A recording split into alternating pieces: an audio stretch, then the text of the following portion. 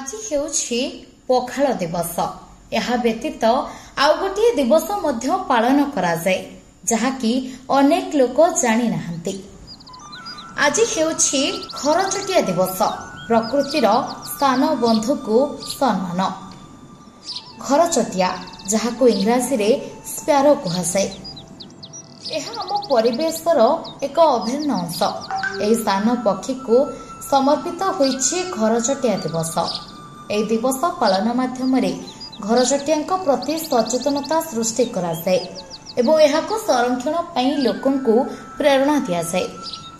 काहेकि पालन करा जाए घरचटिया दिवस? विगत किछि वर्ष धरी घरचटिया संख्या कमिबारे लागिछि। शहरीकरण, प्रदूषण, रासायनिक कृषि एवं परिवेश परिवर्तन जोगु एही पक्षी विलुप्त हेबार आशंका सृष्टि होइछि। एही समस्या को ध्यान रे रखी मार्च 20 तारिख को घरचटिया दिवस भाव में पालन करा जाए। आज ही दिवसटी को अनेक स्थान रे पालन करा जाइछि। घरचटिया दिवस पालन करिबार कोन रहिछि उद्देश्य? घरचटियार संरक्षण पई सचेतनता सृष्टि करिबा, परिवेश सुरक्षा एवं जैव विविधता विषय रे लोकमानंकु जागृत करिबा बा जागरण सृष्टि करिबा, घरचटिया पई उपयुक्त परिवेश सृष्टि कराइबा। किपरि पालन करि परिबा ए घरचटिया दिवसटी को? घरचटिया पई पानी आउ खाद्यर व्यवस्था करिबा, स्कूल एवं कॉलेज रे जागरण कार्यक्रम आयोजन करिबा, सोशल मीडिया रे घरचटिया संरक्षण पई संदेश प्रदान करिबा।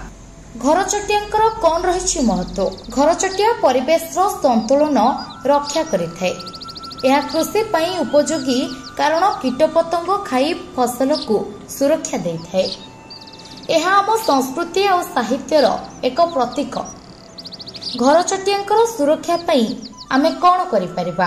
प्रदूषण कमाई परिवेश को सुरक्षा देई परिबा, घरचटिया पई पानी और खाद्यर व्यवस्था करि परिबा, रासायनिक कृषि परिवर्ते जैविक कृषि को प्रचलन करि परिबा। एही सब करिबा द्वारा घरचटिया वंश विलुप्त हेबा पूर्वरु आमे रक्षा करि परिबा।